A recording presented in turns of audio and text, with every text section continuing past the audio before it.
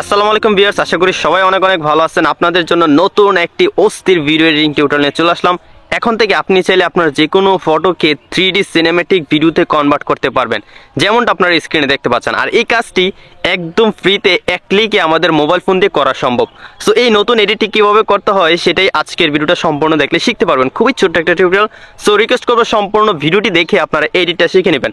আর video শুরুর আগে ছোট্ট একটা রিকোয়েস্ট, এই ভিডিওটিতে লাইক দিয়ে চ্যানেলটি সাবস্ক্রাইব করে দিবেন। যারা ফেসবুক পেজ থেকে দেখছেন পেজটি ফলো দিয়ে এই ভিডিওটি শেয়ার করে দিবেন। সো ফ্রেন্ডস, কথা না বাড়িয়ে আমাদের মোবাইল স্ক্রিনে চলে যাই। ভিউয়ার্স, ভিডিওটা এডিটিং করতে গুগলের একটি অ্যাপ আমাদের প্রয়োজন হবে, আর অ্যাপটি আমরা গুগল প্লে স্টোরে পেয়ে যাবো। সো আমি আমার মোবাইল ফোন থেকে চলে যাচ্ছি গুগল প্লে স্টোরে। তো যারা অ্যাপ স্টোর ব্যবহার করেন আপনারা বা অ্যাপেল ইউজ করেন আপনারা অ্যাপ স্টোরে চলে যাবেন। ওকে, তো আমি এখানে সার্চ অপশনে ক্লিক করে দিব, তারপর এখানে জাস্ট ফটোস লিখে দিব। ওকে, জাস্ট ফটোস লিখে দিলে গুগল ফটোস নামে যেই অ্যাপসটি আছে সেই অ্যাপসটি দিয়েই কিন্তু আমরা ফ্রিতে এক ক্লিকে কাজটা করে ফেলতে পারবো। ওকে, তো অলরেডি আমি গুগল ফটো অ্যাপটি ইনস্টল করে নিয়েছি। তো ইনস্টল কিন্তু অলরেডি সবার অনেকের মোবাইল ফোনে থাকে, যদি না থাকে তাহলে ইনস্টল করে নেবেন। আর যদি অলরেডি ইনস্টল থাকে তাহলে অবশ্যই আপনারা প্লে স্টোরে এসে চেক করে নেবেন যে অ্যাপটি আপডেট চায় কিনা। যদি আপডেট চায় তাহলে অবশ্যই আপডেট দিয়ে নেবেন। আপডেট দিলে কিন্তু আপনারা নতুন এই ফিচারটা পেয়ে যাবেন এই অ্যাপটিতে। ওকে, তো আমারটা অলরেডি আপডেট আছে। এখন সিম্পলি আমি এই অ্যাপটি ওপেন করে দেবো। এখান থেকে ওপেনে ক্লিক করে দিলাম। তারপর আমার মোবাইল ফোনে থাকা সবগুলো ফটো অ্যান্ড ভিডিও শো করতেছে। তো যেহেতু আমি ফটো থেকে সিনেম্যাটিক 3D ভিডিওতে কনভার্ট করব, তা আমি আমার মোবাইল ফোন থেকে সুন্দর একটি ফটো সিলেক্ট করে দেবো। ওকে, তো আপনারাও কিন্তু অবশ্যই খুবই সুন্দর একটা ফটো সিলেক্ট করে দিবেন, যেই ফটোটার এরিয়াটা একটু বড় বা যেটাতে আপনার ফেসটা স্পষ্ট দেখা যাচ্ছে। সো তেমনই আমি একটি ফটো এখান থেকে সিলেক্ট করতে যাচ্ছি। তো আমি একটি ফোল্ডারে চলে এসেছি। এখন এখান থেকে আমি এই ফটোটা সিলেক্ট করে দিব। সিলেক্ট করে দেওয়ার পর আপনাদের কাজটি হচ্ছে, আপনারা নিচে যেই কিছু অপশন দেখতে পাচ্ছেন, কোনো কিছুতে ক্লিক করার দরকার নেই। আপনারা জাস্ট আপনার ফিঙ্গারটা দিয়ে সোয়াইপ করে এভাবে উপরের দিকে সোয়াইপ করবেন। এই যে দেখতে পাচ্ছেন উপরের দিকে সোয়াইপ করলে কিন্তু অনেকগুলো অপশন চলে আসতেছে।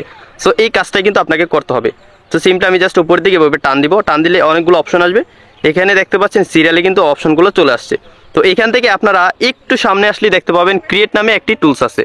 সো আপনারা এখান থেকে সিম্পলি ক্রিয়েট টুলসটাতে ক্লিক করবেন। ক্লিক করে দিলে এখানে তিনটে অপশন চলে আসবে। সো আমরা এখান থেকে সিনেম্যাটিক ফটোস যেই লেখাটা আছে বা যেই টুলসটা আছে সেই অপশনটাতে ক্লিক করে দিব। ক্লিক করে দিলে এখানে জাস্ট কয়েক সেকেন্ড সময় লাগবে। তো দেখতে পাচ্ছেন ক্রিয়েটিং ইউর সিনেম্যাটিক ফটো এখানে লেখা আছে এবং লোড নিচ্ছে।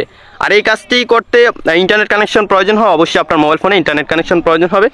আর আপনারা দেখতে পাচ্ছেন কাজটি কিন্তু হয়ে গেল। ওকে, তো আমি যদি আপনাদেরকে প্লে করে দেখাই, দেখতে পাচ্ছেন খুবই সুন্দরভাবে কিন্তু একটা নর্মাল ছবিকে কিন্তু 3D ভিডিওতে কনভার্ট করে দিয়ে এলো। ওকে, তো এখন আমরা এই ভিডিওটা ক্যাপকাট দিয়ে সামান্য একটু এডিট করে টিকটক অথবা ফেসবুকে আপলোড করার জন্য রেডি করে নেব। ওকে, এখান থেকে আমরা নিচে যে সেভ লেখাটা আছে সেভ লেখাটাতে ক্লিক করে দিলে ভিডিওটা কিন্তু সেভ হয়ে যাবে। তো এখন আমি আমার মোবাইল ফোন থেকে ক্যাপকাট অ্যাপটিতে চলে যাব। ক্যাপকাটে আসার পর এখান থেকে নিউ প্রজেক্টে ক্লিক করব। তারপর এইমাত্র যে ভিডিওটা সেভ করলাম সেই ভিডিওটা সিলেক্ট করে দিব, অ্যাডে ক্লিক করে দিব।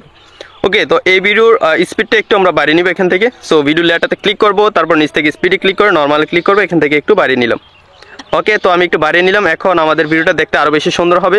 তো আমরা এই ভিডিওতে একটা মিউজিক অ্যাড করবো বা সাউন্ড ইফেক্ট অ্যাড করবো, তাহলে ভিডিওটা সুন্দর হবে। তাই নিচ থেকে চলে যাবো অডিওতে, এখান থেকে ইফেক্টসে ক্লিক করবো।